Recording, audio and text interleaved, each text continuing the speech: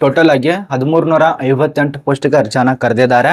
ಇಲ್ಲಿ ಯಾವ ಒಂದು ವರ್ಗದವ್ರಿಗೆ ಅವಕಾಶ ಕೊಟ್ಟಿದಾರಪ್ಪ ಅಂದ್ರೆ ಮಹಿಳೆಯರಿಗೆ ಅವಕಾಶ ಇರತ್ತೆ, ಪುರುಷರಿಗೆ ಅವಕಾಶ ಇರತ್ತೆ. ಅಷ್ಟೇ ಅಲ್ಲ, ಅಂಗವಿಕಲದವ್ರಿಗೆ ಅವಕಾಶ ಇರತ್ತೆ, ಮಾಜಿ ಸೈನಿಕರು ಕೂಡ ಅವಕಾಶ ಇರತ್ತೆ. ಅದೇ ರೀತಿಯಾಗಿ ಇಲ್ಲಿ OBC ಅಭ್ಯರ್ಥಿಗಳು, EWS ದವರು, SC ST, general caste, ಸಾಮಾನ್ಯ ವರ್ಗದವರು ಇವರಿಗೆಲ್ಲರಿಗೂ ಅವಕಾಶ ಕೊಟ್ಟಿದ್ದಾರೆ. ಇದು ಸೆಂಟ್ರಲ್ ಗೌರ್ಮೆಂಟ್ UPSC ಹೊಸದಾಗಿ ಅಧಿಸೂಚನೆ ಪ್ರಕಟ ಮಾಡಿದೆ.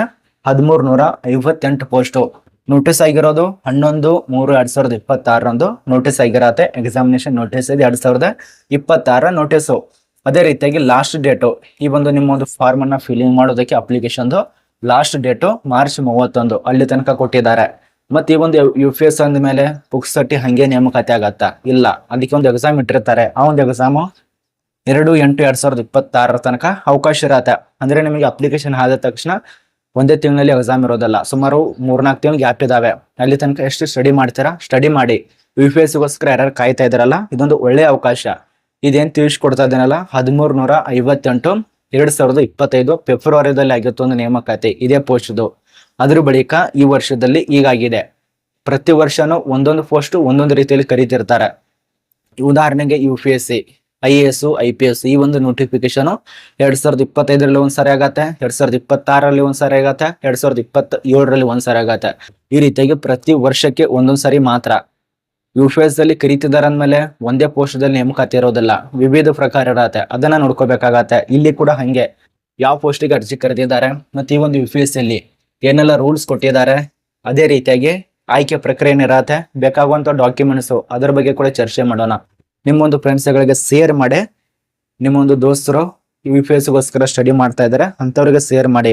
ಕರ್ನಾಟಕ ಪೊಲೀಸ್ ಅಂದ್ಮೇಲೆ ಪೊಲೀಸ್ ಅಷ್ಟೇ ಆಗೋದಿಲ್ಲ, UPSC ಕೂಡ ಗಮನ ಕೊಡಿ. ಎಲ್ಲ ಮಾಹಿತಿಯನ್ನು ಪಡ್ಕೊಳ್ಳೋಣ. ಈ ಒಂದು ಚಾನಲ್ ಅನ್ನು ಯಾರು ಸಬ್ಸ್ಕ್ರೈಬ್ ಆಗಿಲ್ಲ ಸಬ್ಸ್ಕ್ರೈಬ್ ಆಗಿ ಬನ್ನಿ, ಒಂದೊಂದ ತಿಳಿಸ್ಕೊಡ್ತಾನೆ. ಈಗ ನಿಮಗೆ ಸಂಸ್ಥೆ ಬಗ್ಗೆ ಗೊತ್ತಾಯ್ತು. ಇಲ್ಲಿ ಕಲಿರುವಂತ ಪೋಸ್ಟ್ ನೋಡಿ, ಈ ಒಂದು ಪೋಸ್ಟ್ ಇರತ್ತಲ್ಲ, ಇದು ಮೆಡಿಕಲ್ ಆಫೀಸರ್ ಅಂದ್ರೆ ವೈದ್ಯಕೀಯ ಅಧಿಕಾರಿ. ಈ ಒಂದು ಪೋಸ್ಟ್ಗೆ ಸಂಬಂಧಪಟ್ಟಂತೆ ಪರೀಕ್ಷೆ ಇರೋದು 2026 ಪರೀಕ್ಷೆ. ಇದರಲ್ಲಿ 4 ಪ್ರಕಾರ ಬರತ್ತೆ. ಒಂದು ವೈದ್ಯಕೀಯ ಅಧಿಕಾರಿ ಅಂತೇಳಿ 864 ಪೋಸ್ಟ್ ಇರತ್ತೆ. ಜನರಲ್ ಡ್ಯೂಟಿ ವೈದ್ಯಕೀಯ ಅಧಿಕಾರಿ ಗ್ರೇಡ್ 2 ಅಂತೇಳಿ 30 ಪೋಸ್ಟ್ ಇದಾವೆ. ಜನರಲ್ ಡ್ಯೂಟಿ ವೈದ್ಯಕೀಯ ಅಧಿಕಾರಿ 14 ಪೋಸ್ಟ್ ಇರತ್ತೆ. ಸಹಾಯಕ ವಿಭಾಗೀಯ ವೈದ್ಯಕೀಯ ಅಧಿಕಾರಿ 450 ಪೋಸ್ಟ್. 4 ಪ್ರಕಾರ ಕೊಟ್ಟಿದ್ದಾರೆ. ಅದರದ್ದು ಎಕ್ಸಾಮ್ ಇರತ್ತೆ 2026. ಅದೇ ರೀತಿಯಾಗಿ ಇಲ್ಲಿ ಕೆಲವೊಂದು ಡಾಕ್ಯುಮೆಂಟ್ಸ್ ಕೂಡ ಬೇಕಾಗತ್ತೆ. ಅಪ್ಲಿಕೇಶನ್ ಹಾಕುವಂತ ಪ್ರೊಸೆಸಿಂಗ್ ಕೊಟ್ಟಿದ್ದಾರೆ, ನೋಡ್ಕೊಳ್ಳಿ. ಬರೀ ಡಾಕ್ಯುಮೆಂಟ್ಸ್ ಬಗ್ಗೆ ಸ್ವಲ್ಪ ವಿವರಣೆ ನೋಡಿ. ನಿಮ್ಮ ಹತ್ರ MBBS ಸರ್ಟಿಫಿಕೇಟ್ ಬೇಕಾಗತ್ತೆ. ಅದೇ ರೀತಿಯಾಗಿ ನಿಮ್ಮ ಒಂದು ಕೆಲವು ಹುದ್ದೆಗೆ ಸಂಬಂಧಪಟ್ಟಂತೆ ಇಂಟರ್ನ್ಶಿಪ್ ಈ ಒಂದು ಕಂಪ್ಲೀಟೇಷನ್ ಆಗಿರುವಂತ ಸರ್ಟಿಫಿಕೇಟ್ ಬೇಕು. ಆಧಾರ್ ಕಾರ್ಡ್ ಬೇಕು, ಕ್ಯಾಟಗರಿ ಸರ್ಟಿಫಿಕೇಟ್, PWD ಅಭ್ಯರ್ಥಿಗಳ ಸರ್ಟಿಫಿಕೇಟ್ ಅಂದ್ರೆ ಅಂಗವಿಕಲ ಇದ್ದೀರಾ ಅಂತ ಹೇಳಿ ಅದರದ್ದು, ಪಾಸ್ಪೋರ್ಟ್ ಸೈಜ್ ಫೋಟೋಗಳು, ಸಿಗ್ನೇಚರ್ ಬೇಕಾಗತ್ತೆ, ಎಕ್ಸ್ಪೀರಿಯನ್ಸ್ ಸರ್ಟಿಫಿಕೇಟ್ ಕೂಡ ಬೇಕಾಗತ್ತೆ, ಮತ್ತು SSLC ಅಂಕಪಟ್ಟಿಗಳು, MBBS ಡಿಗ್ರಿ ಅಂಕಪಟ್ಟಿಗಳು, ಅಥವಾ ಈಗ ಏನಾದರೂ MBBS ಕಲಿತಾ ಇತ್ತಂದ್ರೆ ಫೈನಲ್ ಇಯರ್ ದಲ್ಲಿ ಕಲಿತಾ ಇತ್ತಂದ್ರೆ ಅವರು ಕೂಡ ಅಪ್ಲಿಕೇಶನ್ ಹಾಕ್ಬಹುದು. ಯಾವುದೇ ರೀತಿಯ ತೊಂದರೆ ಇಲ್ಲ, ಅದ ಅಲಾವ್ ಕೊಟ್ಟಿದ್ದಾರೆ. ಇಷ್ಟು ಇದರಲ್ಲಿ ಡಾಕ್ಯುಮೆಂಟ್ಸ್ ಅಲಾವ್ ಇದಾವೆ. ಇದೆಲ್ಲ ತಯಾರು ಮಾಡ್ಕೊಳ್ಳಿ. ಸ್ಟೆಪ್ ಬೈ ಸ್ಟೆಪ್ ವಿವರಣೆ ಕೊಟ್ಟಿದ್ದಾರೆ. ನೋಟ್ 1, 2 ಈ ರೀತಿಯಾಗಿ. ಪ್ರಮುಖ ಅಪ್ಲಿಕೇಶನ್ ಡೇಟು March 31 ಕೊನೆಯ ದಿನಾಂಕ. ಎಲ್ಲ ನೋಟಿಸ್ ಬಗ್ಗೆ ಸ್ವಲ್ಪ ಮುಂಚೆನಾದ್ರೂ ತಿಳಿಸ್ಕೊಡ್ಬೇಕಾ? ಪೂರ್ತಿ ಮೂಲೆಯಲ್ಲಿ ಇಟ್ಟಿರ್ತಾರೆ, ಒಂದು ಗೊತ್ತಾಗಲ್ಲ. ಪೋಸ್ಟ್ ಹೆಸರು ಯಾವುದು, ಎಲ್ಲಿ ಖಾಲಿ ಇದಾವೆ, ಯಾವ ರೀತಿಯಾಗಿ, ಮತ್ತು ಎಕ್ಸಾಮ್ ಸೆಂಟರ್ ಎಲ್ಲಿ ಬರತ್ತೆ ಅದು ಕೊಟ್ಟಿದ್ದಾರೆ ನೋಡಿ. ಎಕ್ಸಾಮ್ ಸೆಂಟರ್ಗಳು ಎಲ್ಲಿ ಬರತ್ತೆ, ನಮ್ಮ ಕರ್ನಾಟಕ ರಾಜ್ಯ ನೋಡೋಣ. ಬೆಂಗಳೂರು, ಬೆಂಗಳೂರಿನಲ್ಲಿ ಬರತ್ತೆ ನೋಡಿ. ಹೈಯೆಸ್ಟ್ ಇದು UPSC ಬೆಂಗಳೂರಿನಲ್ಲಿ ನಿಮಗೆ ಎಕ್ಸಾಮ್ ಬರೋದಕ್ಕೆ ಅವಕಾಶ ಇರತ್ತೆ. ಕನ್ನಡದಲ್ಲಿ ಇರಬಹುದು ಬಹುಶಃ ಈ ಒಂದು ಪರೀಕ್ಷೆ. ನೋಡೋಣ ಮುಂದ್ಗಡೆ ಏನೇನಾಗತ್ತೆ. ಒಂದೊಂದು ಸ್ಕ್ರಾಲ್ ಡೌನ್ ಮಾಡ್ತಾ ಇದ್ದೇನೆ.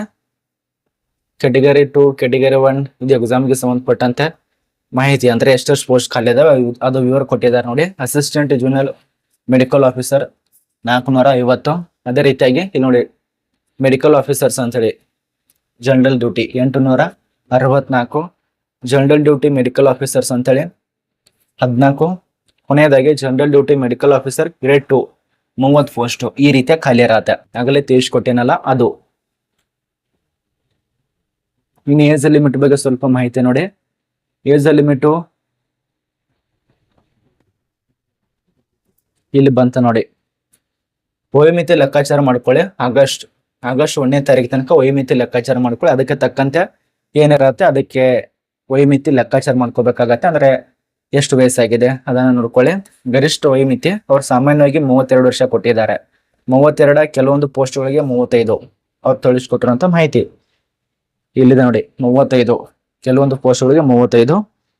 ಒಟ್ಟಾರೆ ವಯೋಮಿತಿ ಎಷ್ಟಾಗಿರ್ಬೇಕು? ಕನಿಷ್ಠ, ಅದ ನಂತರ ಗರಿಷ್ಠ.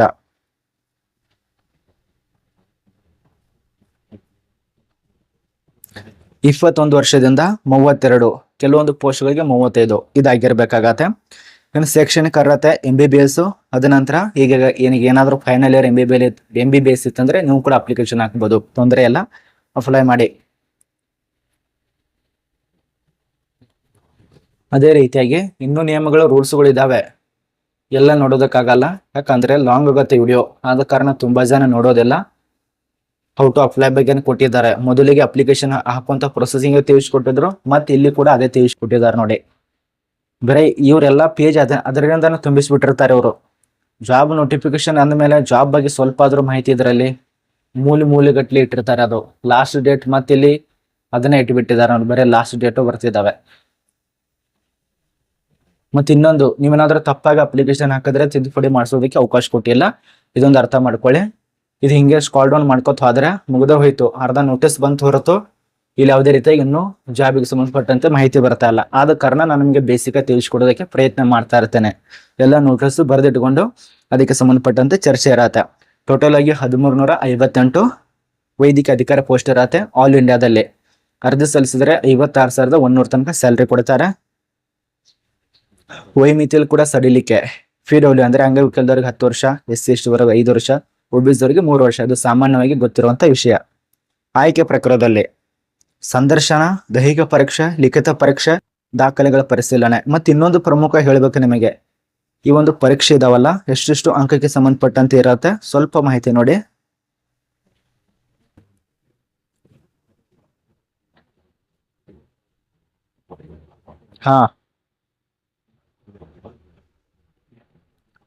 ಇಲ್ಲಿ ಅರ್ಜಿ ಶುಲ್ಕ ಕೂಡ ಇಟ್ಟಿದ್ದಾರೆ. ಜನರಲ್ ಕಾಸ್ಟ್, OBC, EWS ಅವರಿಗೆ 200 ತನಕ, SC/ST ಮತ್ತು ಫಿಮೇಲ್ ಅಭ್ಯರ್ಥಿಗೆ ಶುಲ್ಕ ಇರೋದಿಲ್ಲ. ಮತ್ತು ಆಯ್ಕೆ ಪ್ರಕಾರದಲ್ಲಿ ಒಂದು ರಿಟರ್ನ್ ಎಕ್ಸಾಮ್ ಇರತ್ತೆ. ಆ ಒಂದು ರಿಟರ್ನ್ ಎಕ್ಸಾಮ್ 50 ಮಾರ್ಕ್ಸ್, 50 ಅಲ್ಲ 500 ಮಾರ್ಕ್ಸ್ಗೆ ಸಂಬಂಧಪಟ್ಟ ಇರತ್ತೆ. ಆ ಒಂದು ಪರೀಕ್ಷೆನ ಪಾಸ್ ಆಗಬೇಕು. ಅಂದ್ರೆ ಲಿಖಿತ ಪರೀಕ್ಷೆ ಇದು 500 ಅಂಕಕ್ಕೆ ಸಂಬಂಧಪಟ್ಟಂತೆ ಪರೀಕ್ಷೆ ಇರತ್ತೆ. ಅದು ಮೊದಲೇ ಕಡ್ಡಾಯವಾಗಿ ಮುಗಿಸ್ಬೇಕು. ಅದ ನಂತರ ಇಂಟರ್ವ್ಯೂ, ಅಲ್ಲಿ ನಿಮಗೆ 100 ಅಂಕ ಇರತ್ತೆ. ಇಂಟರ್ವ್ಯೂಗೆ 100 ಅಂಕ. ಮೂರನೇ ಪ್ರಕ್ರಿಯೆ ಮೆಡಿಕಲ್. ಈ ಒಂದು ಮೆಡಿಕಲ್ ಟೆಸ್ಟ್ ದಲ್ಲಿ ಇಷ್ಟಿಷ್ಟು ಅಂಕದ ಬಗ್ಗೆ ಯಾವುದೇ ರೀತಿ ಮೆನ್ಷನ್ ಮಾಡಿಲ್ಲ. ಕೊನೆಯಲ್ಲಿ ಡಾಕ್ಯುಮೆಂಟ್ಸ್ ಪರಿಶೀಲನೆ, ಇದರ ಬಗ್ಗೆ ಕೂಡ ಮೆನ್ಷನ್ ಆಗಿಲ್ಲ. ಒಟ್ಟಿಗೆ ಹೇಳ್ಬೇಕಂದ್ರೆ 600 ಅಂಕಕ್ಕೆ ಸಂಬಂಧಪಟ್ಟಂತೆ ಇದು ಪರೀಕ್ಷೆ. ರಿಟರ್ನ್ ಎಕ್ಸಾಮು 500 ಅಂಕ, ಇಂಟರ್ವ್ಯೂದಲ್ಲಿ 100 ಅಂಕ. ಇಷ್ಟೇ ನಿಮಗೆ ಮಾಹಿತಿ ಅರ್ಥ ಆಗಿದೆ ಅಂತ ಅನ್ಕೋತೀವಿ.